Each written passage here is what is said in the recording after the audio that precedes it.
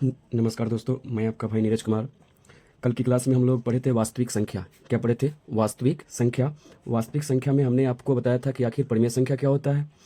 उसके बाद बताया था हमने आपको कि अपरिमेय संख्या क्या होता है। उसके बाद हमने आपको वास्तविक संख्या भी बताया था। उसमें सबसे महत्वपूर्ण एक फार्मूला पढ़ना था, जिस फार्मूला का नाम था, जिस विधि को कह सकते हैं एक प्रकार से, वो विधि थी भाग एल्गोरिथम विधि। उसका फार्मूला हम लोग पढ़े थे, ए बराबर बी क्यू प्लस आर। यही फार्मूला पढ़े थे ना। और इसी फार्मूला के माध्यम से हम लोग क्या निकाले थे? म स निकाले थे। क्या निकाले थे भैया? म स निकाले थे।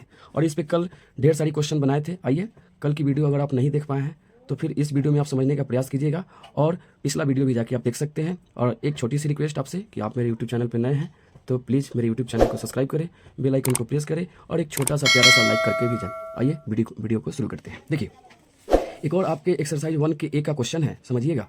एक क्वेश्चन है कि भाग एल्गोरिदम क्या कर रहा है? ए बराबर बी क्यू प्लस आर। एक बराबर बी क्यू प्लस आर। इसमें क्या दिया हुआ है? ए दिया हुआ है कितना? 37। बी दिया हुआ है कितना? 4। आर दिया हुआ है कितना? 1। और आपसे क्या पूछ रहा है? क्यू पूछ रहा है। क्यू बराबर वॉट। आपको क्यू पता नहीं है। अब ये सिंपल है, हमको मेन फॉर्मूला ये तो पता है, हम इसी से निकाल लेंगे। तो भाग एल्गोरिथम से ए बराबर बी क्यू प्लस आर, यही जानते हैं हम लोग। अब देखिए इसमें क्या क्या पता है आपको। ए पता है कितना? 37 यानी 37। बी पता है कितना? 4। क्यू नहीं पता है तो क्यू का क्यू रहने देंगे। आर पता है कितना? 1। अब देखिए एक प्रकार से इक्वेशन बन गया, सॉल्व कर लेंगे। 37 वेरिएबल को एक साइड, कांस्टेंट को एक साइड, तो 1 क्या है? कांस्टेंट है। इसको एक साइड कर लेंगे तो इधर आएगा तो -1 हो जाएगा, क्योंकि यहाँ पे प्लस में है। तो इधर क्या बच जाएगा? 4 में क्यू से करेंगे तो 4 क्यू बचेगा ना भैया। हाँ, तो आगे देखिए 37 में 1 घटाएंगे, 37 से 1 घटाएंगे तो कितना बचेगा? 36। और इधर क्या बचेगा? 4 क्यू। अब देखिए कट जाएगा, 4 9 जा 36, इसलिए क्यू का वैल्यू कितना आ गया? 6। पहली बात आपको समझ में आ गया। अभी भी समझ नहीं है, आइए नेक्स्ट क्वेश्चन समझते हैं। इसी पे एक और दिया हुआ है, सेकंड। ए बराबर दिया है 4 और बी बराबर दिया है कितना? 19। अब इसमें आपसे पूछ रहा है कि आर बराबर क्या होगा और क्यू बराबर क्या होगा। सिंपल सी बात है, ये समझ लेते हैं। इसको भी वही फॉर्मूला डालेंगे, ए बराबर बी क्यू प्लस आर। अब देखिए इसमें ए पता है कितना? 4। बी कितना पता है? 19। अब देखिए इसमें ना आपको क्यू पता है ना ही आर पता है, तो सिंपल सी बात समझिए, 4 में तो आप 19 से डिवाइड कर नहीं सकते हैं। तो यहाँ पे आप 0 से मल्टीप्लाई करेंगे तो 19 में 0 से करेंगे तो क्या हो जाएगा? 0। तो रिमाइंडर क्या बच जाएगा? 4।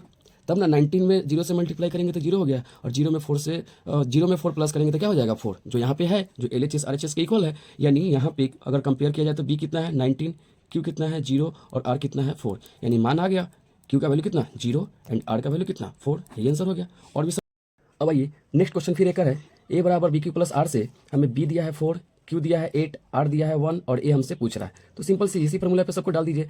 तो बी कितना दिया है? 4, तो बी की जगह पर 4 डाल दिए। क्यू कितना दिया है? 8, तो क्यू की जगह पर 8 डाल दिए। प्लस आर कितना दिया है? 1, तो 1 डाल दिए। आपको ए नहीं पता है तो ए का ही रहने देंगे।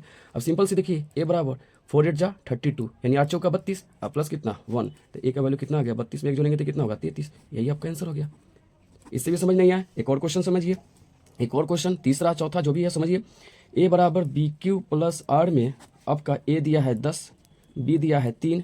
आपसे पूछ रहा है क्यू कितना होगा, आपसे पूछ रहा है आर कितना होगा। सिंपल सी वही बात हम यूज करेंगे, भाग एल्गोरिथम। क्या यूज करेंगे? भाग एल्गोरिथम से। क्या जानते हैं फॉर्मूला आप? ए बराबर बी क्यू प्लस आर। इसमें देखिए ए पता है कितना? 10, बी कितना पता है? 3। तो 10 में 3 से भाग दीजिएगा तो पूरा पूरा तो कटेगा नहीं। तो 10 में 3 से भाग दीजिएगा तो 3 तिहाई 9, शेषफल कितना बच जाएगा? 1। अब देखिए तो 3 तिहाई 9 और 1 10 हो जा रहा है कि नहीं? यानी LHS के बराबर हो जा रहा है कि नहीं? अब कंपेयर कीजिएगा तो बी का वैल्यू कितना है? 3, क्यू का वैल्यू कितना है? 3, और आर का वैल्यू कितना है? 3। आपको निकालना क्या था? क्यू और आर। यानी क्यू का वैल्यू देखिए तो कंपेयर कीजिएगा तो क्यू का वैल्यू कितना आ गया? 3, और आर का वैल्यू कितना आ गया? देखिए तो आर का वैल्यू कितना आ गया? 1। यही आपका आंसर हो गया। और भी समझ नहीं आया, अगला क्वेश्चन देखिए। एक और अगला क्वेश्चन कह रहा है कि भाग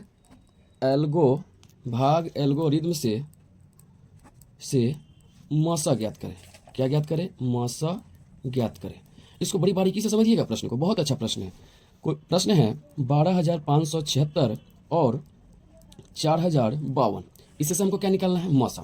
देखिए कल की वीडियो अगर आप देखे होंगे तो आपको समझ में आया होगा। हमने आपको पकड़ने का तरीका बताया था कि जो बड़ी संख्या होता है, वह आपका क्या होता है? ए होता है। अब यहाँ ध्यान से देखिए, यह 12,000 है और ये कितना है? 4,000 है। अब आपको तो इतना समझ में आ ही रही होगी बात कि यह 12,000 है, यह 4,000 है, तो बड़ी कौन है? 12,000। यानी यह आपका ए हो गया, और जो छोटा हो गया वो आपका क्या हो गया? बी। अब जब बी हम लोग निकालेंगे तो किस विधि से? भाग एल्गोरिथम विधि से। और भाग एल्गोरिथम विधि से आप जानते हैं फॉर्मूला, भाग एल्गोरिथम विधि क्या फॉर्मूला जानते हैं? क्या फॉर्मूला जानते हैं? ए बराबर बी क्यू प्लस आर, ये जानते हैं ना। अब बताइए ए कितना है? 12,576, बी कितना है? 4052, यही जानते हैं ना। अब बताइए 12,576 में जब 4052 से भाग कीजिएगा तो 3 बार में लगेगा, क्योंकि पूरा पूरा तो कटने वाला नहीं है, तो 3 बार में लगाइएगा तो शेषफल कितना बच जाएगा 420। क्यों 420 बचेगा? क्योंकि 4052 में जब 3 से गुना कीजिएगा तो आएगा 12,156। कितना आएगा? 12,156। और 12,576 में से 12,156 घटाइएगा तो आएगा 420। अब बताइए, कल हम आपको बताए थे पकड़ने का तरीका कि हम भाग तब तक करेंगे जब तक यार रिमाइंडर आपका क्या नहीं आ जाए, जीरो नहीं आ जाए। तो देखिए, तो क्या आपका यहाँ पे R जीरो आया? बिल्कुल नहीं। ये फर्स्ट स्टेप हो गया। फर्स्ट स्टेप में जब जीरो नहीं आया तो सेकंड स्टेप में आएंगे। सेकंड स्टेप में बताए थे कि जो बी होता है वह क्या बन जाता है? ए बन जाता है। तो 4052 यहाँ पे बी है, अब यहाँ पे क्या बन जाएगा? ए बन जाएगा। तो 4052 रिमाइंडर कितना है? 420। अब ये आर है और यहाँ पे क्या बन जाएगा? बी बन जाएगा, यानी 420। अब 4052 में 420 से भाग कीजिएगा तो कितना बार में कटेगा? 9 बार में, वो भी पूरा पूरा नहीं कटेगा। तो 420 में 9 से गुना करिएगा तो आएगा 3780। कितना आएगा? 3780। और 4052 में से 3780 घटाइएगा तो आपका वैल्यू आएगा 272, यानी रिमाइंडर कितना आएगा? 272। यहाँ पर भी आपका जीरो नहीं आया। अब आइए थर्ड स्टेप में फिर करते हैं। थर्ड स्टेप में जो बी है वो आपका क्या बन जाएगा? ए बन जाएगा, यानी 420 में फिर कितना से भाग कीजिएगा? 272 से। जाहिर सी बात है 2 बार में लगाएंगे तो ज़्यादा होगा, इसलिए कितना बार में लगाएंगे? 1 बार में, यानी 272 में 1 से गुना करेंगे तो 272, और 420 में से 272 घटाएंगे तो शेषफल कितना बचेगा? 148। यहाँ पर भी शेषफल जीरो नहीं है। अब चौथा स्टेप में आइए। चौथा स्टेप में फिर 272 में हम कितना से भाग करेंगे? 148 से। 148 से 2 बार में लगाएंगे तो 296 ज़्यादा हो जा रहा है, इसलिए 1 बार में लगाएंगे। तो 148 में 1 से गुना करेंगे तो 148, और 272 में से 148 घटाएंगे तो कितना बचेगा? 124। कितना बचेगा? 124। फिर पांचवा स्टेप में क्या करेंगे? फिर जीरो यहाँ नहीं है, तो पांचवा स्टेप में 148 जो बी है यहाँ पे क्या हो जाएगा? ए हो जाएगा। अब 148 में कितना से भाग करेंगे? 124 से। फिर 2 बार में लगाएंगे तो ज़्यादा हो जाएगा, इसलिए 1 बार में ही लगाएंगे। तो 124 में 1 से गुना करेंगे तो 124, और 148 में से 124 घटाएंगे तो शेषफल कितना बचेगा? 24। अभी भी जीरो नहीं है, तो छठा स्टेप में आइए। अब 124 में हम कितना से भाग करेंगे? 24 से। 24 25 120, और 124 में से 120 घटेगा तो शेषफल कितना बचेगा? 4। कितना बचेगा? 4। अब ये लास्ट स्टेप, अब देखते हैं यहाँ पे लग रहा है कि कट जाएगा। अब आप यहाँ पे जो बी है 24, अब क्या बन जाएगा? यहाँ पे ए बन जाएगा 24, और आर कितना है? 4। अब आर क्या बन जाएगा? बी बन जाएगा।